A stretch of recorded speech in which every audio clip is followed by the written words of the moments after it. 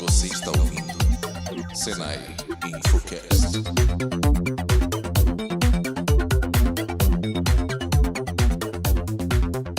E aí pessoal, tudo bem? Estamos aqui começando mais um episódio do Senai Infocast e hoje a gente vai falar de um assunto que está na boca das pessoas que acompanham tecnologia, que é a internet das coisas. É o tal do IoT, né? Que a gente falou um pouco sobre isso, eu acho que vai ser polêmico. Mas para trazer a polêmica da mesa, para começar a polêmica, nós trouxemos dois convidados de peso, né? Como sempre. Duas autoridades no assunto. E a gente vai apresentar vocês, mas eu quero que vocês falem de vocês bem rapidinho, tá? Tipo, 1 minuto. Ela cronometra, Um minuto. Luiz Leão, Content Developer na Udacity. Olá, tudo bom? Tudo bem? Leão, o rei da selva, né? É Leão, rei da selva. Fala pra gente um pouquinho sobre você, rapidinho, Leão. Eu sou Content Developer no Udacity, né? Mas já cuidei dos programas de Android Marketing Digital. Eu tive uma passagem pelo Google, eu tinha uma empresa que atuava dentro do Google também para questão de treinamentos e acabei indo para o Udacity agora para focar em educação. O meu background, eu sou formado como técnico em processamento de dados, comecei computação, mas acabei mudando para uma outra área, um pouco fora, mas eu sempre fui autodidata em questão de tecnologia, né? Então isso me ajudou a construir coisas começando com hardwares com um poder de processamento mais baixo, como Arduino, né, microcontroladores. E hoje atuando muito com a plataforma Android Things, que é a plataforma do Google para IoT, e conheço um pouco dos players, né, até para saber distinguir o que cada um tem de bom e como fazer um uso melhor de cada uma das tecnologias que estão disponíveis. Legal, Leão, seja bem-vindo. Nós trouxemos aqui também o Carlos Tunes, da IBM. E aí, Carlos, fala um pouquinho de você. Olá, boa tarde a todos. Meu nome é Carlos Tunes, mais conhecido como Tunes, né? Até porque a gente tem muito Carlos por aí. É verdade. E a minha formação é engenharia com ênfase eletrônica e atualmente eu atuo na IBM como líder na unidade de negócio chamada Watson IoT, ou IoT cognitivo, como a gente gosta também de chamar, para toda a América Latina. Tá? A nossa missão é como desenvolver o ecossistema de IoT e soluções de IoT da IBM, novos negócios e aplicação, de fato, trazendo resultado para as empresas, para as organizações. Bom, gente, então para começar, eu vou começar falando que IoT é internet das coisas, é isso? IoT é Internet of Things. E aí, tipo assim, quando a gente pensa nisso, a gente acha que se o meu celular é conectado na internet, ele é uma internet das coisas. Eu não Sim? acho, não. A gente pode entrar, assim, primeiro, pensando do ponto de vista acadêmico, ainda não existe uma definição clara do que é a internet das coisas. Porém, quando você pega o termo original, né, quem falou a primeira vez sobre esse termo de internet das coisas foi um cara lá em 2009, chama Kevin Ashton, para um jornal que chamava RFID Jornal, que na época usava a tecnologia RFID, e que citou que dispositivos poderiam comunicar entre si e negociar serviços entre eles. O que é RFID? RFID é uma tecnologia de identificação por radiofrequência. Quando você usa o bilhete único, por exemplo, ele está usando algo parecido com RFID. Uhum. É uma estrutura de comunicação que é sem contato, né? Diferente de cartão magnético que você passa. Tá. E no termo que ele apontava, né, tem uma coisa que é bem legal que assim, ele falava que se todos os dispositivos conseguissem comunicar entre si, trafegando informações entre eles e compartilhando os serviços, e aí, abre aspas, sem intervenção humana, é possível gerar uma certa inteligência em cima disso, né? E a partir disso, as máquinas teriam uma autonomia, né, diferente do que a gente vê hoje, né, de que alguém tem que apertar um botão para que ela funcione. Então o conceito ele vinha dessa época. Hoje a gente tem muito questões de IoT voltados para automação residencial, tem a questão da indústria 4.0, tem alguns outros pontos por exemplo, o Google investe muito em hardware hoje com relação ao IoT, né, o Home, a Nest, né, a divisão da Nest, entre outras. Mas eu acho que a grande questão que está aí é que esses dispositivos precisam ser inteligentes. E a gente esquece esse ponto da inteligência. Acho que você pode complementar. Fala, Carlos, quero saber o que você pensa. Eu concordo com o Léo, e uma questão que quando a gente tenta simplificar um pouco o que é a questão do IoT, eu acho que a gente poderia resumir que é a capacidade de a gente integrar e conectar o mundo físico com o mundo digital. É por isso que no momento que a gente coloca nesse layer de conectar o mundo físico com o mundo digital, começa a existir a confusão. Meu celular é um IoT, é um dispositivo IoT? Aí a minha resposta vai assim, depende para que você está usando, que tipo de inteligência você está agregando em cima de um sensor chamado celular, ok? Ele pode ser um dispositivo só para você fazer uma ligação telefônica. Ou você está agregando inteligência, por exemplo, para saber onde você está, se você está acelerando, não está acelerando, e levar isso um nível de inteligência maior. A questão que a gente bate muito forte, né? Conectar por conectar, a gente já tem isso há muito tempo, ok? O que hoje em dia isso ganha uma dimensão muito maior é que é cada vez mais barato e fácil você ter a conectividade. Sensores estarem disponíveis, qualquer celular, qualquer smartphone hoje tem no mínimo 4 sensores, ok? By design. E ninguém te avisou isso na hora que você foi comprar esse celular. Tipo assim, qualquer celular sai de fábrica com 4 sensores. Eles estão permanentemente ativos, tá ok? Então, provavelmente aqui nessa nossa mesa, a gente está falando de no mínimo uns 25 sensores.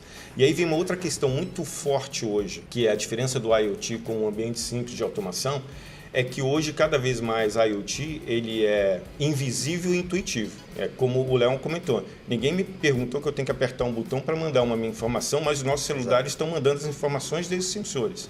Isso é invisível e intuitivo. Então, isso é o que está fazendo com que cada vez mais essa tecnologia seja adotada para modelos diferentes de negócio. Seja dentro, digamos, do muro de uma fábrica ou fora, né? Como comentou bem o Léo, a parte de automação residencial, ou que é o que a gente acha que está sendo cada vez mais interessante, modelos novos de negócio, modelos novos de transformação de negócio.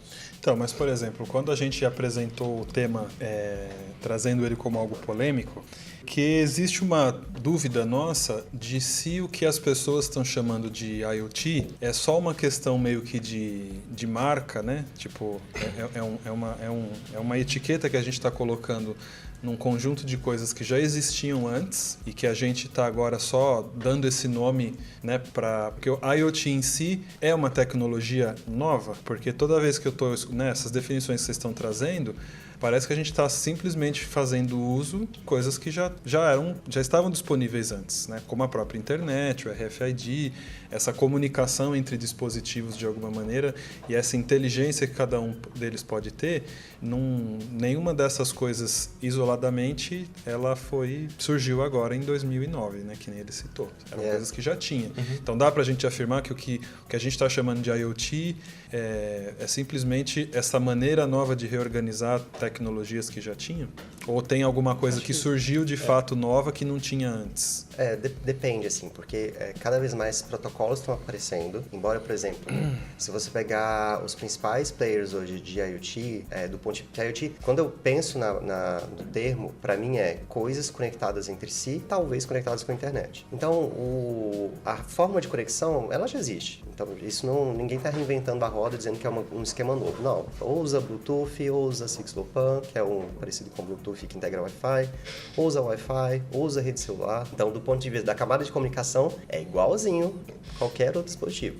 Agora, a grande questão do IoT hoje é que todos os dispositivos, mesmo conectados na rede, eles não conversavam. Eles não mandavam esses sensores para lugar nenhum. Eles simplesmente estavam lá. E aí, de repente, você pega uma fábrica que está com um equipamento que precisa de manutenção e, em vez da máquina avisar, tipo, oi, você pode fazer a manutenção no dia tal, precisar para não interferir no seu processo de produção, isso só é possível hoje com inteligência artificial e essa grande massa de dados, para que o sistema aprenda qual que é o comportamento daquela máquina, qual que é a manutenção que ela tem. Então, a revolução que está acontecendo hoje é que hoje a gente já tem condições de processar essa grande quantidade de dados, coisa que antigamente era muito mais caro. Hoje é mais acessível utilizar essa tecnologia. Sim, mas a gente tem que pensar também do ponto de vista que conectividade para a nuvem hoje não é uma coisa que, se eu tiver um dispositivo IoT no campo, não vai ser uma coisa tão viável assim. Porém, cada vez mais a gente está trazendo poder computacional para os dispositivos que estão na borda, que a gente chama de dispositivo de borda, né? Então, o que é dispositivo de borda?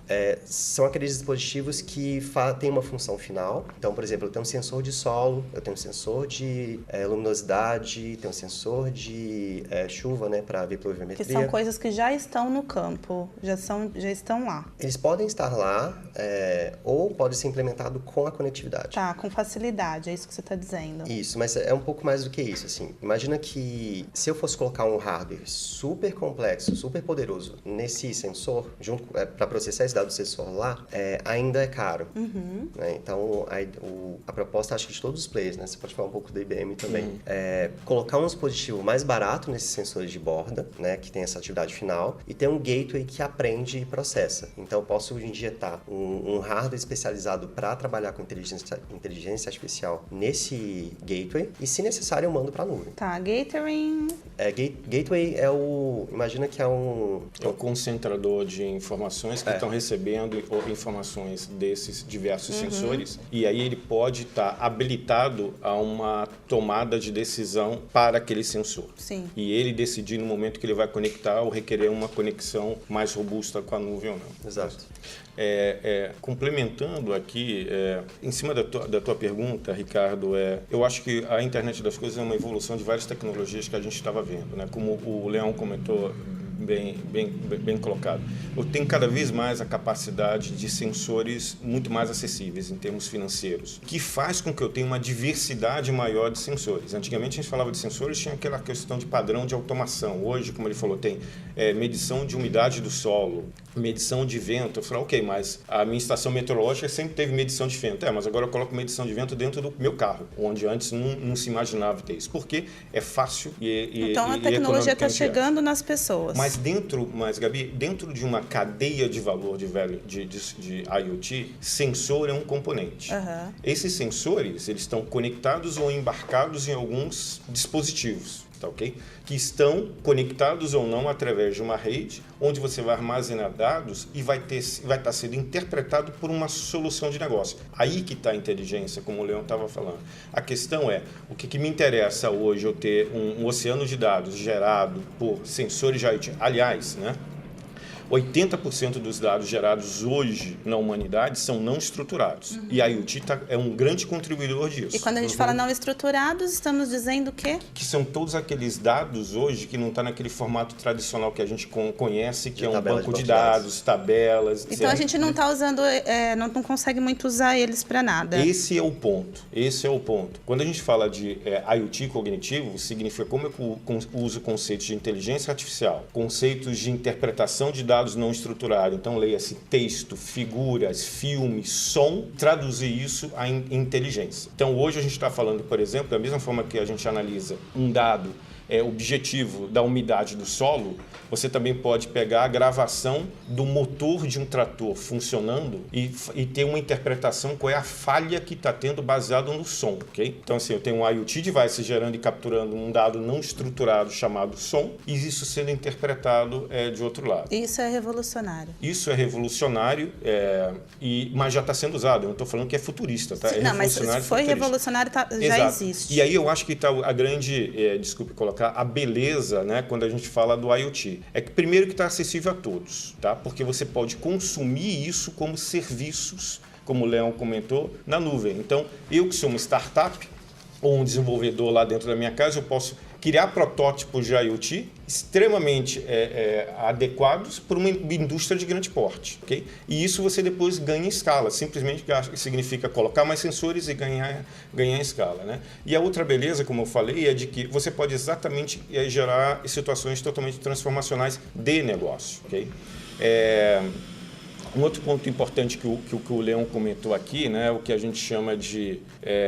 o mercado muita gente chama de edge computing, né, que é você não necessariamente depender dessa conexão em nuvem e trazer inteligência para um dispositivo intermediário, onde parte dessa inteligência vai definir quais são as ações através desses sensores. Periodicamente, esse dispositivo intermediário conecta com um sistema maior que vai olhar para esse conceito de inteligência e modelo que foi definido e vai ajustar, baseado nas últimas experiências. Está correto? Mantém ou ajusta para que as próximas interações com os sensores definam um novo modelo de trabalho. Então, entendi. Você comentou que hoje essa questão da prototipação de baixo custo, né, tá acessível para as pessoas. E eu ouço muito o pessoal, sempre que está citando essa questão do IoT, mencionar, por exemplo, um Arduino, um Raspberry, como uma coisa, né, tipo, a introdução ao IoT de alguma maneira passa por isso.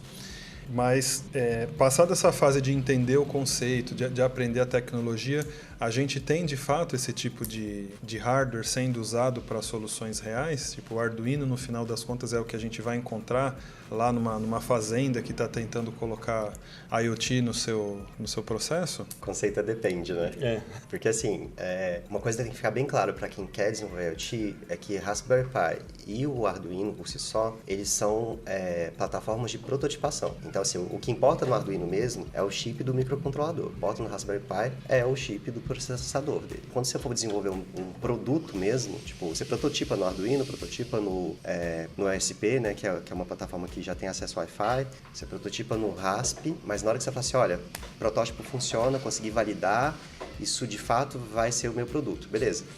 Se você não tem expertise para desenvolver uma placa, chama alguém de engenharia elétrica para fazer isso com você. E aí, prototipo cria a placa já com o circuito, com os chips e todos os sensores dentro dela. Não faz sentido, por exemplo. E pior que eu já vi isso acontecer de ter gente que faz coisa conectada com a IoT que tá lá, a plaquinha do Arduino pendurado com o negócio de... Então, mas essa questão de você transformar numa produção industrial após a validação do protótipo, ela não tira um pouco essa ideia, né, da simplificação? Porque, por exemplo, eu sei que o Arduino tem aqueles diferentes shields, né, que seriam esses módulos complementares para você poder ter saída de vídeo, entrada de USB, internet, enfim, esses diferentes elementos de entrada e saída. Mas quando a gente vai transformar isso numa solução industrial, como que esses shields, junto com o processador, vão virar uma coisa que não é mais o Arduino? Na verdade, o legal da plataforma é que, assim, os shields, se não me engano, acho que a totalidade de shields e componentes, elas são vamos dizer, código aberto, né? Mas não é bem código, padrão porque aberto, né? é o padrão aberto. É um hardware aberto? Exatamente. O projeto do hardware é aberto. Então, você pode pegar aquele projeto do hardware, juntar os dois e fazer uma placa só. A única questão que te impede de fazer isso é expertise de circuitos. Não é incomum que você, após a prototipação, uma vez que você está garantindo usando um protocolo, que é o protocolo que está reconhecido hoje como 80% no market share, um MQTT, que é um tipo de protocolo de comunicação. Que é velho, hein? Oi? E que é bem velho. Exato, né? Você sair da plataforma de prototipação e ir para um hardware definitivo é simples. Isso não é mais complexo hoje em dia.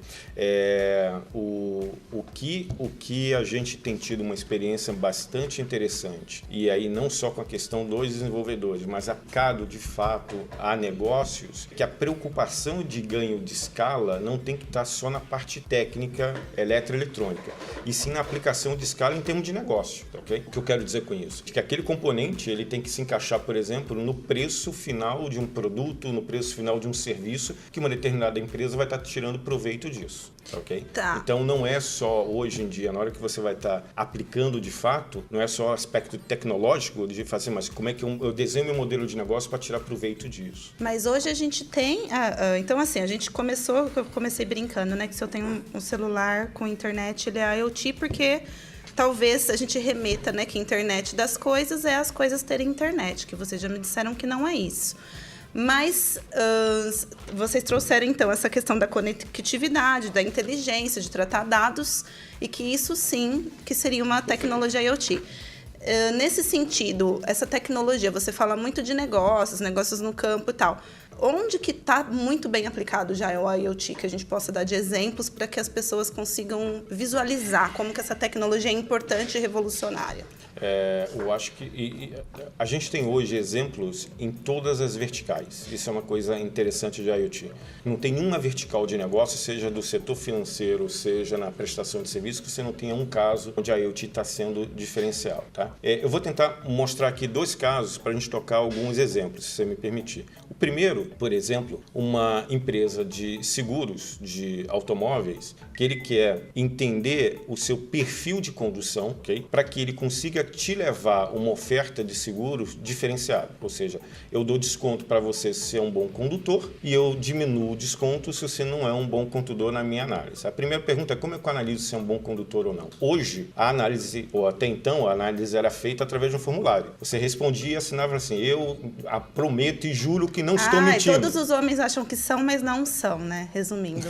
Então agora a gente vai ter a justiça de que as mulheres dirigem muito melhor que os homens. Exatamente. Acho ótimo. Estou começando a achar interessante essa tecnologia. Então observa o seguinte, então isso não passa a ser mais uma questão descritiva, passa a ser uma questão realmente comprovada. Sim. Tá ok? Você também diz que você fica andando dentro de uma determinada região na cidade de São Paulo. Eu agora, com a IoT, eu consigo saber se realmente você estava andando dentro de uma região de São Paulo. Eu consigo saber qual era a velocidade que você estava empregando. E não me interessa mais se você estava andando, por exemplo, a 60 km por hora na 23 de maio, que é permitido, mas naquele dia estava chovendo. Então, o perfil prudente deveria estar abaixo da velocidade. E até isso tá, okay? Consegue trazer então, de dados. hoje você tem não só a coleta desses dados, mas é como a gente chama a solução por trás que identifica, por exemplo, o que a gente chama de drive behavior, ou seja, qual é o estilo de condução de uma determinada pessoa e você coloca isso em um ranking, ok? E você entrega essa informação pronta para uma empresa de seguros e fala assim, ok, agora eu estou classificando o Carlos Tunes com ranking 5, entenda que 5 é péssimo. 5 okay? em 10. 1 a 5, 5 é péssimo. Já vi que o Tunes não é muito prudente. E a Gabi é 1. Tá ok? Imagina, sou 10. Tá okay? 1 é bom. 1 é bom. Bom, tá achei que okay? fala que ia ser 10. E 1 é bom. E aí a empresa de seguros que ela vai tomar a decisão, o que ela vai fazer com aquela informação. Tá ok? Certo. Então eu estou falando de uma aplicação real. Já existe tem pessoas hoje. Usando. Tá okay? Mas eu acho que no seu caso era melhor você continuar preenchendo o formulário. Claro, né? gente, porque você nunca mentiu que seu carro fica na garagem e não fica. E o dia que roubarem seu carro, você vai querer mentir que estava tudo certo, estava errado. Não vai conseguir mais mentir. Fica tranquilo, Gabi, que você não vai ter mais essa preocupação em mentir. Tá okay? Porque não vai dar pra mentir, né? Vai ter opção. Eles não Mas o que eu sempre brinco é que eu falo assim, ótimo, lindo, maravilhoso. Duvido que a empresa de seguro vai dar o desconto, gente. Eles vão só deixar mais caro. E aí, só olhando ainda a empresa de seguro, né? Supondo que a Gabi não passa por esse caso, né? Mas o Tunes, que é um imprudente, bateu no carro do Leão. Tá okay? Então, o que acontece nesse momento? Você tem um outro tipo de relacionamento. No caso, na moto. Perdão? Na moto, ele é motoqueiro, veio de capacete. Tá, ok. Então, bati na moto, piorou. Bati na moto do Leão. Então, aí você está tendo um outro tipo de relacionamento com essa empresa de seguro, que é que ninguém quer ter no momento do sinistro. Como é que ocorria antigamente? Eu pego o telefone, preencho o formulário, abro uma ocorrência, aí você tem um avaliador que vai falar, deixa eu ver se ela está mentindo ou não, não é isso? Aí vem um orçamento da oficina. Hoje, o que a gente está falando é de tire uma foto do carro e da ocorrência do teu carro e da tua moto, envia online para a seguradora e que vai ter um sistema com inteligência artificial que vai começar a checar se você descreveu uma colisão frontal da moto Harley Davidson do Leon com a Ferrari da Gabi, tá ok? E eu tô 2098 vai ser eu tô entendendo aqui que realmente existe um farol quebrado e esse carro que está na foto é uma Ferrari e aquilo realmente é uma Harley Davidson. E se isso fizer sentido, eu dou sinal verde para esse sinistro. Você não precisa esperar um avaliador, um laudo, ou seja, eu estou aferindo de que aquilo que está sendo colocado é verdadeiro e vai em frente, sinal verde. E o que não for, cai em uma fila tradicional. E é muito confiável essa tecnologia nesse caso aí vai ver a foto e vai analisar, tipo, confiável. Ela fica mais inteligente com o passar do tempo. Com o passar do tempo, ela vai ganhando a Aí a gente vai entrar também em um layer, e é por isso que a gente chama muito, dentro da IBM, do chamado Cognitive IoT, que é a aplicação IoT com a questão de inteligência artificial. E aí a gente poderia depois aqui falar como capacitar e treinar um sistema de inteligência artificial para ele ser cada vez mais apurado. Mas isso que eu estou te falando já está funcionando hoje já existe, legal. No Brasil. Agora eu queria dar um outro exemplo, né, rapidamente, de uma outra empresa que ela começou a usar a IoT por um lado e está terminando em outro, que eu acho que é muito interessante, que inclusive permeia a indústria, né? Embora a gente não queira falar só de indústria, mas permeia. Mas podemos falar. Uma empresa do setor de eletrodomésticos que fabrica uma máquina de, por exemplo, lavar roupa. Certo. Tá, okay? Ela tinha um problema, você já conhece esse caso, né? Ela tinha um problema de assistência técnica, que era muito simples. Eu fechei um contrato de assistência técnica com a Gabi e Muitas vezes a cabine me ligava, eu mandava um técnico, chegava lá, era mau uso, tá ok? E aí desde mau uso, não colocou o produto tudo certo, fora da especificação, ou quando tinha um problema, esse técnico se deparava com um problema que ele não tinha a peça correta para fazer o reparo. Então ele tinha que falar, senhora Gabi, desculpa, mas eu vou ter que voltar aqui novamente. E a Gabi certamente não ficava contente com isso. Nem um pouco. Nem um pouco. A Clarice é nossa produtora, acabou de passar por isso. O cara da máquina de lavar foi 5 vezes na casa dela. Exato. E não conseguiu resolver o problema. Então, aí, para resolver esse problema, a empresa falou assim, eu vou sensorizar a máquina para melhorar a minha performance de assistência técnica. Na hora que ele estava fazendo isso, Gabi, ele estava pensando assim, como é que eu vou reduzir meu custo operacional e melhorar a satisfação do meu cliente, tá ok? Usando a IoT. Só que depois ele descobriu o seguinte, como é que ele começou a usar de fato? Antes de ele ir na sua casa, ele fazia teste remoto e sabia exatamente qual era o problema. Então o técnico só ia se tinha um problema e quando ele ia, ele já tinha com maior probabilidade a peça estar na mão dele. Mas a máquina, então, já tem essa inteligência. Exato. Ela já vinha da fábrica vinha a fábrica com essa inteligência. Ela se conectava ao Wi-Fi da sua residência. Tá. Okay? Aí ele chegou e falou assim, bom, eu tenho um monte de dados aqui dessa máquina, que não serve só para assistência técnica. Por exemplo, eu começo a descobrir que essa máquina é uma máquina de 15 quilos, só que 90% dos meus clientes usam só com 11 quilos. 11 quilos. A pergunta é, se eu lançasse uma máquina de 12 quilos no mercado, eu teria uma fatia de mercado que eu não tinha antes? As informações... Né? Perdão? Com preço mais acessível. Então, as informações de IoT, que começaram com uma necessidade de assistência técnica, foram digeridas e gerados insights para a área de desenvolvimento de produto. Sim. Tá ok? Aí ele falou o seguinte, como é que eu garanto que a Clarice, não é isso o nome da sua... Da minha amiga. Da sua amiga? Isso, da nossa produtora. Da nossa produtora e amiga, né? De como é que eu vou garantir a fidelidade da Clarice? Eu vou falar o seguinte, eu quero compartilhar as informações dessa máquina de lavar com a Clarice. Você quer comandar e programar a hora que você vai ligar e desligar essa máquina? Você quer que eu conecte com... essa solução que eu estou dizendo, ela não está disponível no Brasil ainda, essa máquina, mas você quer que eu conecte com o seu smart grid, ou grid de energia elétrica inteligente para saber qual é o horário de tarifa mais baixa de energia elétrica para eu ligar e desligar nesse horário? Se você quiser, só me parametrizar que eu faço isso para você, tá ok? Aí ele chegou o momento seguinte, outra coisa que eu vou avisar para Clarice, na hora que o dispenser, né, o depósito de sabão em pó chegar, sabão em pó, alvejante, sei lá, eu não sou especialista, chegar no nível mínimo, eu vou avisar a Clarice que ela tem que comprar, tá ok? Com isso, a Clarice chegou e falou, pô, esse troço está me ajudando, né? O que eles estão fazendo? É fidelização do cliente. Na hora que a Clarice for procurar uma nova máquina de lavar, ela vai falar, isso aqui é um requerimento básico, eu não aceito que não tem. Só que eles perceberam também, e isso é curioso, como a tecnologia vai mudando a forma como que a gente se relaciona na sociedade. Começou a ter uma reclamação, observa, né, de clientes falando, poxa, agora você está me avisando, entre aspas, me perturbando, que eu tenho que comprar sabão em pó. Certo. Assim, mas antes você descobriu isso da pior forma de agora eu estou te avisando. E aí vem um feedback do cliente, fala assim, por que você não compra para mim? Então a máquina comandando uma compra via um site de qualquer distribuidor, tá ok? Um e-commerce, e falando, ok, me dá sua conta, tá ok? Que eu vou lá, coloco o pedido de compra e você sempre vai receber em casa. Aí essa empresa chegou e falou o seguinte, por que eu estou mandando só para aquele distribuidor? Pergunta, e-commerce. E-commerce A, B, C e D. Quantos centavos você me dá para eu colocar o pedido de compra no seu site? Além do mais barato. Porque você vai chegar um momento do commerce que o cara fala, eu bido, né? Ou seja, eu empato. Tá legal, eu vou escolher A, B ou C. Quanto você me paga? Eu dou 1 centavo. Tá legal. 1 centavo versus 10 milhões de máquinas de lavar. Tá ok? Significa que a ideia inicial de IoT começar a falar de monetização dentro da empresa. Eu estou falando de transformar o business. Essa mesma empresa está olhando uma outra fatia de mercado, que é o seguinte, o fabricante de sabão em pó hoje ele tem um problema, ele não conhece o consumidor final, ele conhece o distribuidor, ele vende grandes lotes para as grandes redes. Ele não sabe exatamente quem está usando em que bairro, em que estado, ok? Ele depende disso dos distribuidores. E a empresa de máquina de lavar falou assim, você quer que eu te dê um insight de mercado? Eu digo para você que o seu market share, sua fatia de mercado na cidade de São Paulo é 20%. Por quê? Porque eu sei quem está usando o seu produto. É okay? Muito bom para as empresas, parece, né? É muito bom, mas é isso que eu falei.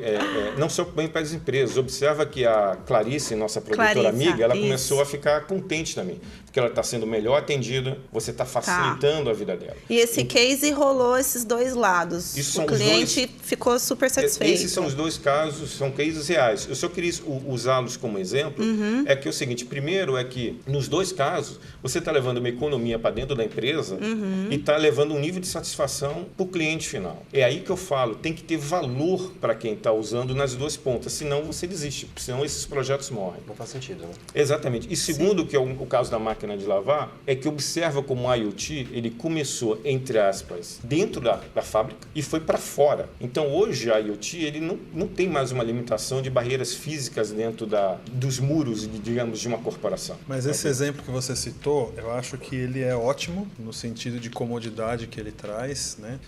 Mas onde que fica a questão da privacidade desses dados? Porque eu não sei se fica claro para o consumidor, se não é mais um desses termos que você aceita sem ler e sabendo o que é que está sendo monitorado aqui daquela sua máquina, da sua casa. Isso já dá outro infocast, hein? E onde que está o risco também? Porque pelo que você está me falando, não é só uma questão de fazer leitura do que está acontecendo com a máquina, mas também existe a possibilidade de tomar algumas ações em cima dela, como por exemplo ligar e desligar, né? Então, que garantias que a gente tem enquanto consumidor de que nós não estamos, né? Porque tudo bem, talvez uma máquina de lavar ela possa comprometer pouca coisa, sei lá, só de ser ligada numa hora errada, mas se for pensar em outras coisas que você pode ter dentro da tua casa que podem estar ouvindo ou gravando imagens do que está acontecendo na tua casa, aí você já está falando de uma exposição um pouco maior, de repente de uma coisa que pode abrir ou fechar a sua porta, abrir ou fechar a janela, um portão,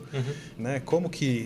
Onde fica a privacidade e a segurança das pessoas nesse ambiente tão conectado assim? Na realidade, assim, a questão de privacidade e segurança é o ponto fundamental para o IoT. Tanto que hoje, quando a gente fala de dispositivo de borda, já usa microcontrolador de dispositivo de borda que é mais barato, mas esse barato é uma coisa que você tem que fazer pensada, porque o microcontrolador, apesar de ele ser um dispositivo, de ter um poder de processamento, não é tão bom quanto, por exemplo, o microcontrolador. Quer dizer, o microprocessador. E aí, é a sua função, enquanto a pessoa que está desenvolvendo esse produto, identificar como que você vai trafegar esses dados, como que você vai reduzir a insegurança de conexão entre esses dispositivos e como que você vai personalizar no sentido de que a informação que eu estou criando do meu dispositivo é minha e esse mesmo dispositivo que está na casa do fulano, a informação que está lá é dele. Se eu pegar o meu dispositivo e levar para casa de Beltrano, o que acontece? E isso, assim, hoje, por exemplo, o Google, quando ele lançou a plataforma Android Things, né, foi lançada agora oficialmente a versão 0.0 em junho, numa conferência anual que eles fazem, eles definiram que toda vez que você precisar configurar um dispositivo novo, você troca alguma coisa, você tem que zerar os dados que estão naquele dispositivo. E aí eles criaram uma plataforma inteira para garantir, por exemplo, que se alguém pegar o hardware, o chip, e tentar gravar nele, ele não vai permitir gravação, porque o software que está naquele hardware é assinado. E aí que entra a questão, por exemplo, eu como desenvolvedor, se eu quiser desenvolver um software, um hardware dessa forma, eu tenho que comprar o chip direto do fabricante. O fabricante tem a parceria com o Google sobe o código-fonte para o fabricante grava no chip e ninguém mais grava naquilo. Do ponto de vista de dados e privacidade, é a mesma discussão que a gente tem no celular hoje. Tipo, hoje meu celular sabe onde eu tô e tem histórico disso. Obviamente, beleza, eu posso ter assinado um termo sem ler, e isso eu acho, assim, minha opinião pessoal, que vai continuar acontecendo, mas cabe a gente, enquanto desenvolvedor, também se preocupar com essa questão de privacidade. Como utiliza os dados ou como... porque acho que a grande questão é que IoT, sem Big Data, IoT não vai ser muita coisa, né? Vai ser acionar alguma coisa via internet. E acho que um outro ponto também tem a ver com a questão da segurança que você tinha apontado. Já aconteceu, inclusive, ataques de câmeras IP e roteador. Passou a ser um escravo de um ataque hacker, e a partir desse ponto o roteador começava a infectar e fazer ataques em outros dispositivos na internet. Mas esse caso que você citou, por exemplo, dos dispositivos de borda, hoje mesmo esses mais simples, eles conseguem ter o mínimo, por exemplo, de criptografia para garantir que se alguém for lá numa empresa lá de agronegócio e eu posso ir lá e pegar um sensor, né, sei lá, um sensor do solo, que ainda está com os dados ali porque não transmitiu para a nuvem. Normalmente o de borda, ele não, o gateway é que vai armazenar os dados, né? O de borda ele só coleta e manda para o gateway. Imediatamente. Eu acho que não só a questão da tecnologia, a gente tem que se preocupar com a tecnologia do sensor, ou seja, literalmente às vezes o barato pode sair caro. Por isso a minha preocupação quando eu falei, quando você tem que procurar um projeto em escala, que ele tenha ganho em escala comercial com todos os pré-requisitos de aquilo deixar de ser um protótipo, passar a ser aplicado em um negócio, né? Então, no momento que você está em uma camada de protótipo, você pode, digamos assim, colocar em segundo plano algumas características enquanto é um protótipo. Depois, para você se preocupar em escala comercial, você tem que colocar tudo isso em pauta. Outro ponto é a camada de software que está embutida, ou seja, você tem protocolos de comunicação que são seguros, algoritmos de criptografia que, independente de você ter o sensor de forma segura, mas ele transmitir em cima de dados também criptografados, tudo isso você vai aumentando o nível de segurança que está sendo colocado. Agora, a questão de privacidade de dados, eu acho que valeria uma discussão de só um outro programa desse daqui, que ele é muito mais abrangente, só que a IoT. A IoT está turbinando essa questão, tá? Porque, como vocês falaram, assim, a gente aceita sem ler, também tem uma questão de aculturamento da população e da sociedade. A gente tem que se preocupar com o que a gente está concordando. A gente tende a concordar porque aquilo ouviu um valor para mim. E eu não me preocupei em ver todo o risco que eu também estou tomando. Como o Leão comentou, né? O celular sabe por onde ele passou. Eu diria até, ele já sabe por onde a gente vai. Sim. Porque na hora que eu pego um navegador disso e digo para onde eu quero ir, se a gente for analisar friamente, eu falei, não, ele só sabe que eu quero ir para o aeroporto de Guarulhos. Negativo, ele sabe por onde eu vou passar e eu não sei ainda. Porque ele que vai me dizer e ele sabe que eu vou seguir, ok? Então, pior, né? Tem hora que, baseado no seu comportamento ele durante o dia, ele sabe que, se deu 5 horas... vai tomar aquele cafezinho. Eu vou em tal lugar. Se eu tenho um voo que eu recebi uma confirmação por e-mail, ele já fala que eu tenho que ir para o aeroporto daqui a 10 minutos. Eu acho que, como eu estou falando, como comentei, a IoT está mudando a forma como que a sociedade está se relacionando. Por que eu aceito isso? Porque na minha percepção, né, eu tomei uma decisão de que o valor que isso me traz é bem maior do que o risco que eu posso estar tomando. Ou eu acho que a gente ainda não tem dimensão dos riscos, talvez ainda, como ainda está em desenvolvimento, né? Eu acho assim, tá rolando, por exemplo, teve aquele escândalo lá da Cambridge Analytica, que as pessoas ficaram meio chocadas, mas foi né? Mas talvez aí com a evolução da tecnologia, com o uso massivo dela, a gente vai sofrer um pouco, talvez, para entender eu acho que é um esse processo, aculturamento, né? É um processo dinâmico, Gabi. Eu acho que é que nem quando a gente fala assim, onde estão as leis de proteção a ataques cibernéticos. Eles estão sendo criados à medida que você vai identificando que essa questão existe. Eu lembro que aqui em São Paulo, há uns 2 anos atrás, teve uma ocorrência muito polêmica quando uma empresa usou um drone em uma campanha de marketing.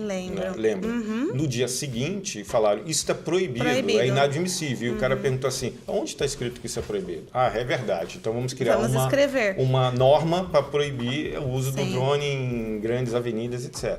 Então eu acho que é um processo... para fins comerciais, acho que existem vários utilizações ou casos onde, através de dispositivos, através do IoT, você tem algumas fragilidades, né? Então, eu diria que quanto mais você olha isso do ponto de vista de negócio e de empresa, mais robustez você tem nesses aspectos de segurança. Não, para a empresa... Quanto você vai mais para home device, às vezes você fica um pouco mais fragilizado.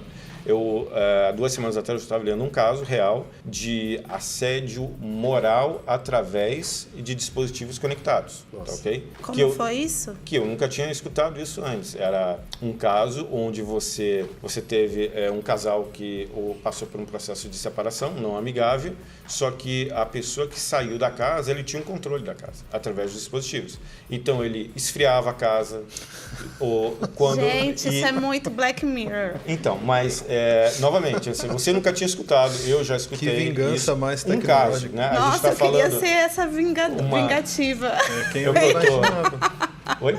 É quem eu imaginaria fazendo essas coisas. Divertidíssimo. Então, daqui a pouco eu te Você tá mostro tomando que eu tenho banho isso. no frio? Ai, Então. vai ver a temperatura da água que ela pode chegar agora. Aí Então, eu vi eu só valor. estou dando exemplo. É o seguinte, existem alguns riscos, obviamente, né? O que eu acho é que a indústria e as empresas que estão disponibilizando, elas estão atentas a isso. Existe Por quê? uma seriedade, vocês que eu estão no diria- eu mercado, diria óbvio que, que você vai falar que sim, né?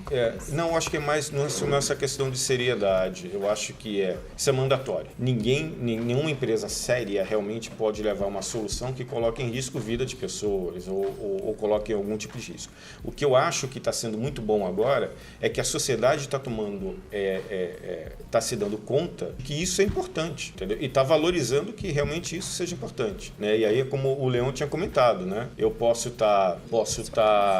ter soluções, né? De 2 ou de 200. A pergunta é qual que eu vou colocar aqui, qual o risco que eu quero tomar. Não, porque assim, eu acho que do ponto de vista de indústria, de empresa, fica muito claro, é muito interessante, né? A gente sempre pensa, né? Tratamento de dados para oportunidades de negócio, não tem outra forma de você lidar com isso. Agora, para as pessoas, quando eu falo pessoas, é pessoas físicas.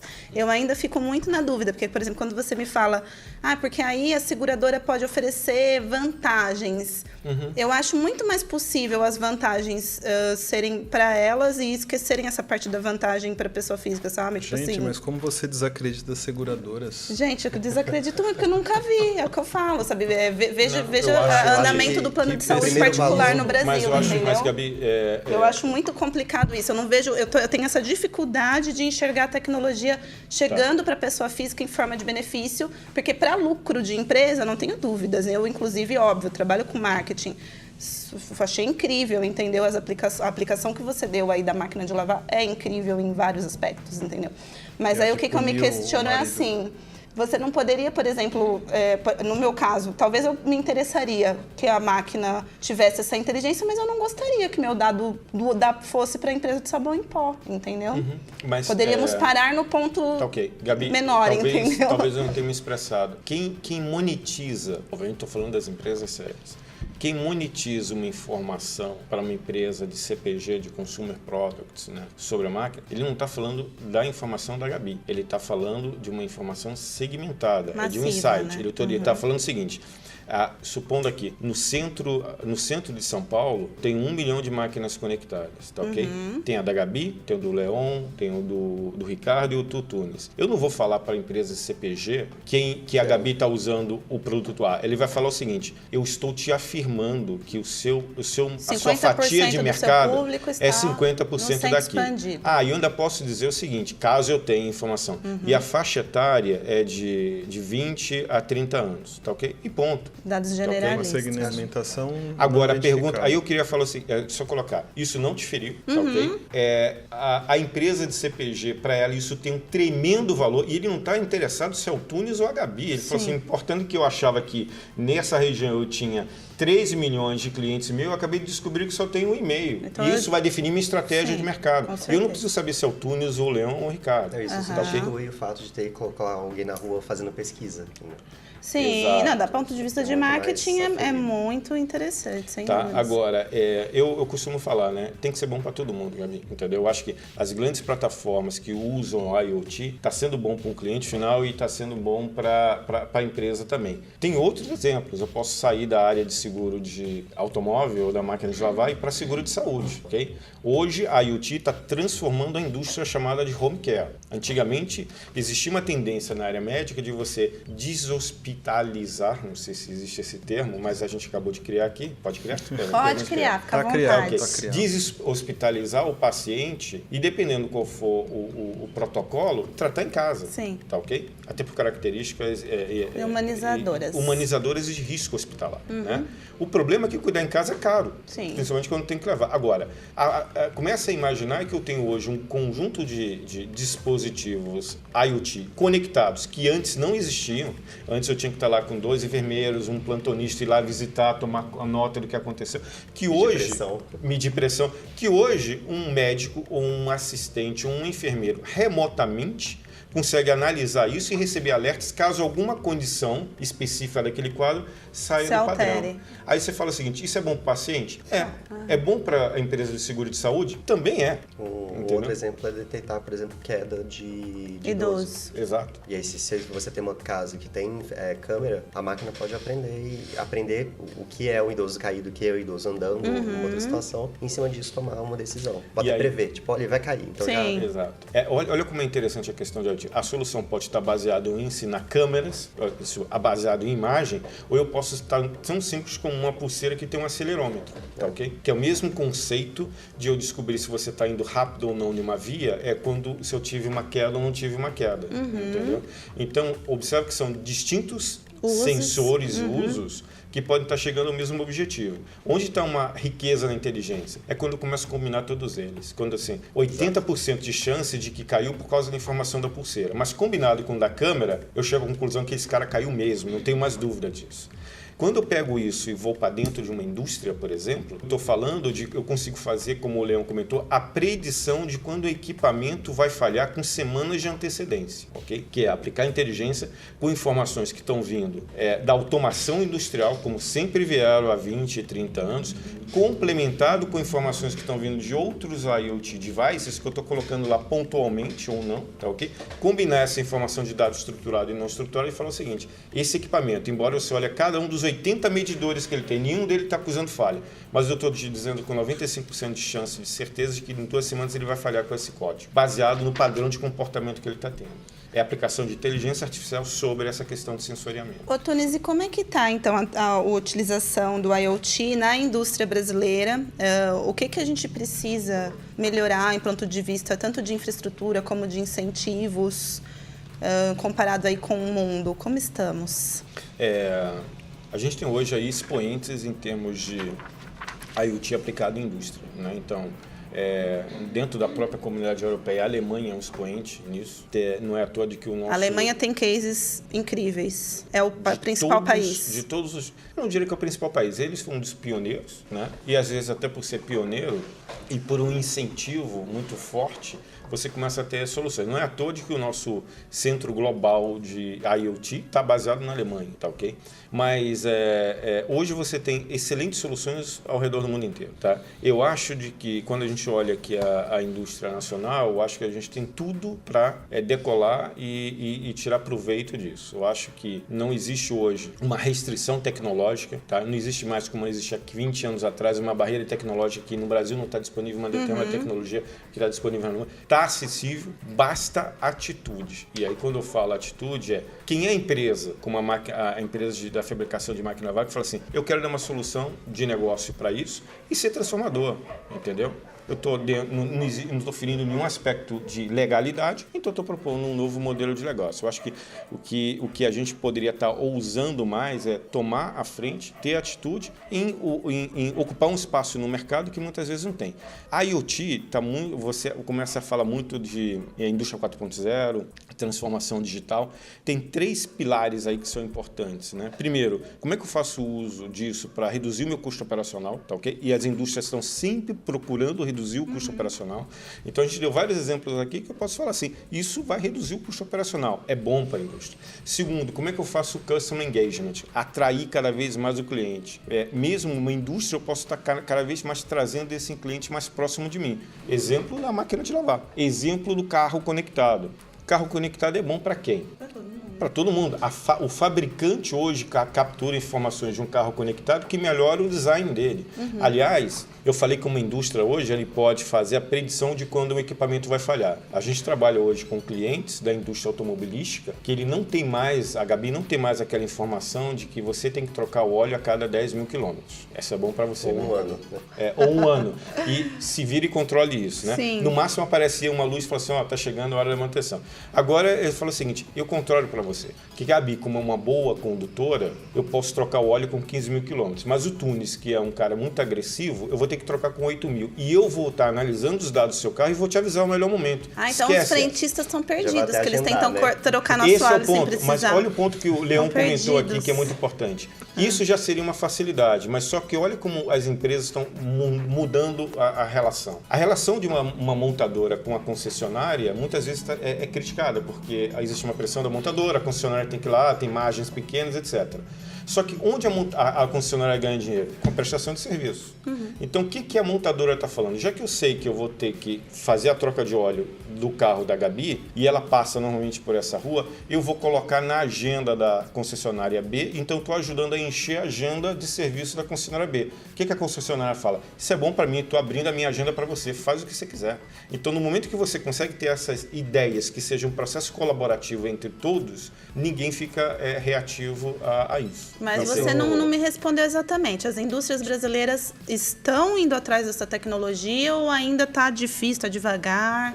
A minha opinião é que não só estão, como já estão adotando. Tá. Ok? Eu acho que não é só estão procurando, estão adotando. Estão adotando Eu já. acho que um ponto que é um alerta importante é de que a gente toma cuidado com algumas coisas. Indústria 4.0 não é só IoT. Certo. Tá ok? Você envolve processos, forma uma transformação digital dentro da empresa. Outra questão é que a adoção de IoT e de indústria 4.0 é uma jornada. Não é falar assim, comecei um programa de adoção aqui e no final do ano acabou. Não, é uma jornada de transformação. Até porque no momento que você vai avançando nessa jornada, você vai se deparar com novos horizontes que você sequer tinha imaginado. Novamente, o cara da lavadora começou com assistência técnica. Ele sequer ia imaginar que um dia ele podia falar que ele vai querer monetizar por uma indústria CPG. Então, é uma jornada. Então, as empresas brasileiras, eu acho que já começaram essa jornada, algumas mais, mais agressivas, né, na jornada, outras menos agressivas, mas o fato é estar na agenda, estão dando já os primeiros passos, ok? Eu só queria fazer aqui para desmistificar que você comentou a questão da indústria brasileira. Esse exemplo que eu te dei da lavadora, ok? O projeto foi concebido no Brasil e aplicado fora do Brasil no primeiro Go Live dele, no primeiro ir ao vivo. Não aplicaram aqui, mas o projeto foi desenhado aqui no Brasil. Isso significa que a gente tem skill, ok? Conhecimento técnico para aplicar, e foi uma decisão dessa empresa de aplicar primeiro fora do Brasil, porque queria fazer algum teste, talvez em cima de uma camada premium, etc. Sim. Legal. E, Leão, e como fica a questão de capacitação, né? Já que vocês trabalham aí com cursos e tal, os nossos profissionais estão prontos para trabalhar com esse tipo de tecnologia? Tem tido muita demanda lá com vocês? Como que está o mercado para isso? Eu acredito que sim. A grande questão, por exemplo, eu venho da área de robista. Então, eu tive que aprender, por exemplo, mexer com Arduino e toda a questão de hardware na marra. Mas, independente disso, o que eu fico pensando mais é que a IoT, de fato, vai ser importante quando você começar a pensar na questão de inteligência artificial, data, machine learning, aprendizado de máquina, e isso a gente tem uma procura grande da Audacity por esses cursos. São os cursos que a gente oferece. A gente ainda não tem um curso de IoT, gostaria muito de ser o content developer desse curso, inclusive, mas eu acho que é só uma questão de tempo para que surja mesmo, porque a gente tem que se preocupar com várias coisas, né? Começando por segurança e privacidade, além dessa análise de dados, desse aprendizado de máquina, desse acionamento remoto, o que for, mas eu sinto falta de ter locais para buscar esse tipo de informação de forma mais direta e ampla, né? No sentido de conseguir, por exemplo, entender o que é o MIC-TT, quando eu devo usar, quando eu não devo usar, quais são os outros protocolos, e hoje tem uma infinidade de protocolos, o que de fato é estar conectado, se a nossa se é IoT ou não, e eu acho que é mais fácil começar a pensar o valor agregado, né? Tipo, resolver o problema, pensar no problema que esse dispositivo vai ter que resolver, que tentar criar o dispositivo de uma vez. Tipo, e aí bate muito com que o Tunis falou sobre, tipo, qual que é o problema? O problema é que eu não consigo ter uma otimização de manutenção do produto. Beleza, esse é o problema. Como que você vai resolver? Sensor no produto, beleza. Que sensor? Como é que ele vai conectar? Como que você vai passar isso para o cliente? E aí você começa a criar uma cadeia que vai trazer valor para os dois, né? Obviamente, você enquanto desenvolvedor / empresa, você tem que ter um valor para você, obviamente, mas você também tem que pensar em que valor que você vai gerar na outra ponta. E aí eu acho que é um pouco nessa linha. Aqui a gente formou uns desenvolvedores em IoT, né, Ricardo? Sim, a gente teve um curso recente experimental que foi bem interessante do pessoal Legal. fazendo esses projetos do Code Experience. Foram quantos projetos? 20? 19 projetos, todos tinham que ter entrega em IoT. Fantástico. Foi bem desafiador, né, Ricardo? Quero ver 120 pessoas. A gente, foi no ano passado, a gente teve 2 hackathons aqui em São Paulo, na IBM, que, se eu não me engano, em 2 dias saíram 64 projetos, todos tinham IoT com inteligência artificial, entendeu? E era interessante que esses hackathons, a gente também teve digamos, a parceria com algumas empresas, onde não era a IBM que colocava um problema de negócio genérico ou aberto, né? Mas a empresa chegou e falou o seguinte, é uma empresa do setor petroquímico, ele falou assim, eu tenho esse determinado problema, eu gostaria de que esse problema fosse colocado aqui. E os 2 grupos que foram os vencedores para resolver aquele problema ganharam um incentivo deles, porque eles levaram aqueles grupos para dentro da empresa por mais 3 meses para continuar desenvolvendo o protótipo. Legal. Okay? Uhum. Então, eu acho que uma coisa que, dentro da questão de educação, eu acho que não é só a capacitação, mas uma coisa que a gente, como IBM, tem tentado fomentar também, que eu acho que tanto a Udacity como o Senai pode fazer, é a gente tentar aproximar mais quem está desenvolvendo, essas empresas que estão desenvolvendo soluções de nicho, com quem tem a demanda, quem tem as necessidades. Sim. Tá, okay? Então, às vezes, eu acho que ainda tem um pouco de lacuna aqui. Quanto mais nós aqui conseguimos articular os atores. mais rapidamente as empresas vão tomar excelentes benefícios de soluções que estão aí disponíveis, mas sequer, de repente, eles conhecem. Tá, legal. E assim, eu fiquei aqui pensando, pra gente encerrar nessa, acho que uma coisa assim um pouco mais filosófica, que se a gente for pensar o IoT, né, foi uma coisa cuja origem ela já está completada 10 anos, né, pelo menos, se essa data 2009, de 2009 está correta. Mas entre terem começado a pensar nisso e ela ganhar esse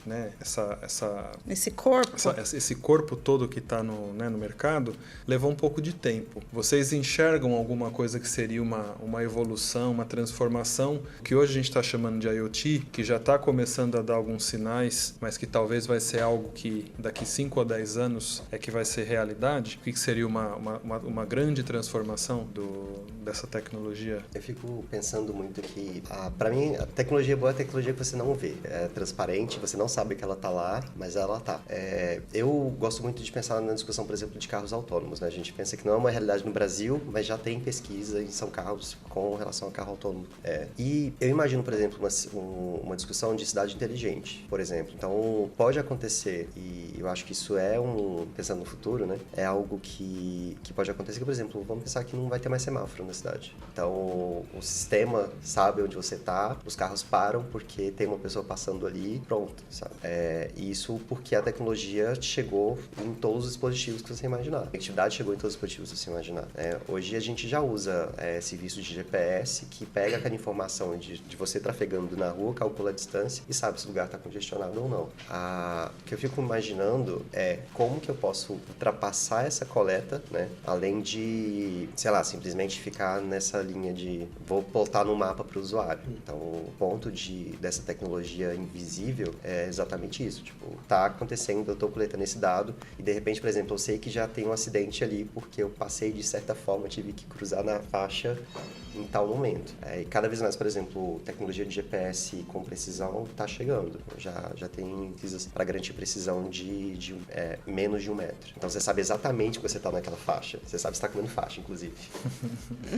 Acho que é um pouco isso que vai complementar. Eu concordo contigo e olhando... Eu tinha comentado antes que a IoT está cada vez mais invisível e intuitivo, né? Então, olhando para frente, eu acho que cada vez mais você vai ter a capacidade de sensoriamento de coisas que hoje não estão sensorizadas, que a gente sequer achava que valeria a pena sensorizar. Que aí alguém vai chegar e falar assim, sensorizei e olha o benefício que eu estou trazendo para você, e a gente vai falar, uau, por que eu nunca pensei nisso antes? Com várias coisas que a gente comentou ao longo do... Eu lembro do Steve Jobs, quando ele falava que tem um app para isso, a gente tem um sensor para isso. Exato, né?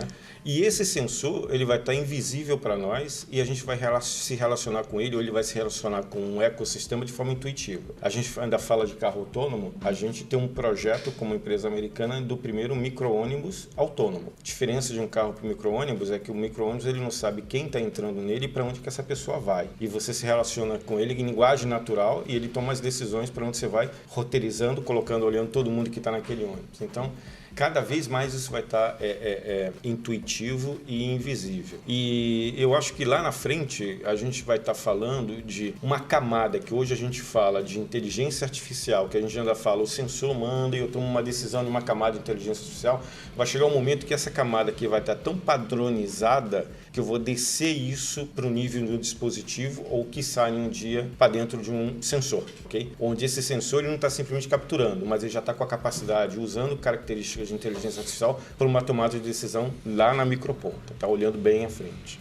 Então o futuro que nos aguarda parece ser um futuro muito bom.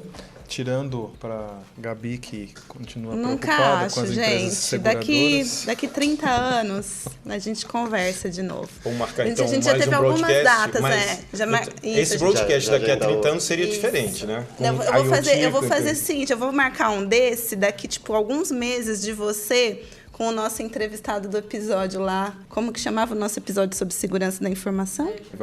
Privacidade, o Sérgio Amadeu. É uma pessoa que... você já sabe quem é. Manda abraço com esse Serginho. Então, vamos marcar um desse com ele, aí a briga vai ser boa. Oba, porque foi ele que me trouxe para a realidade, de que não é tão bonito assim. Não, mas a segurança e privacidade não é uma coisa bonita hoje. Não é, né? Não lugar nenhum. Até uma coisa que o Tunis tinha falado, né, na questão anterior, que tem que se preocupar, né? Mas o fato não é só se preocupar com o dispositivo, né? Porque se os dados estão expostos na internet, se tiver algum bug, alguma falha... Vai vazar. Mas essa é a preocupação dos paranoicos de plantão com essa questão da segurança, né? Ou de acreditar que as empresas não vão honrar essa questão da ética em cima dos seus dados, né? Por exemplo, que nem você explicou agora há pouco, de que eu não identifico nominalmente quem são essa massa de pessoas que teriam as máquinas de lavar inteligentes. Mas até então nós estamos confiando que esse fabricante da máquina de lavar, de fato, identifica para fora. Isso. Agora você tem um banco de dados que está com tudo lá, você sabe quem fez o quê. Mas eu vou além disso. Quando eu falo muito dessa questão do seguro e saúde, é que é uma coisa muito mais possível de você manipular. E aí quando a gente fala em questão da empresa ter muita informação sobre a gente, que eu até brinquei de quando você mente no caso do seguro. Então, hoje em dia, você tem essa possibilidade, né, de repente mentir umas coisinhas, pagar um seguro um pouquinho menor, que é aquele negócio, você paga o seguro, nunca usa e tudo mais. Num mundo em que eles têm todas as nossas informações, eles conseguem vender isso para você de uma forma que você não consegue negociar com eles, porque quem tem todas as informações são eles, né? Não é você. Então, de novo, eu não vejo, por exemplo, o plano de saúde no Brasil, que só aumenta o preço, né? Tá cada dia mais difícil você ter um plano de saúde no Brasil. Num contexto que a gente já tem tanta tecnologia, eu fico só me perguntando por isso, por que não chegou ainda na ponta, num assunto tão crítico quanto saúde no Brasil, entendeu? Essa que a minha questão é essa, na verdade. A gente entra na discussão da bem entrada aí. É muito polêmico, mas, por exemplo, eu dei o exemplo do home care, mas tem empresas de seguro e saúde que eles estão trabalhando na questão saúde preventiva. Então, eu falo assim, Gabi, você não está com nenhum problema de saúde hoje, mas olhando a sua qualidade de vida, você deveria fazer algum tipo de exercício, foi recomendado um determinado tipo de medicamento. Então, hoje tem projetos que estão atuando em IoT, por exemplo, para preservar a sua saúde. Do ponto de vista econômico, é bom para o seguro de saúde? Claro, que quanto menos intercorrências emergenciais tiver, melhor. Só que é bom para você também, porque não dá para a gente exemplificar todos os casos. Mas a questão é a seguinte, eu gosto muito, às vezes, fazer congelar, e você falou, vamos falar daqui a 30 anos, vamos voltar 50 anos, ok? A preocupação com privacidade de dados sempre existiu, ok?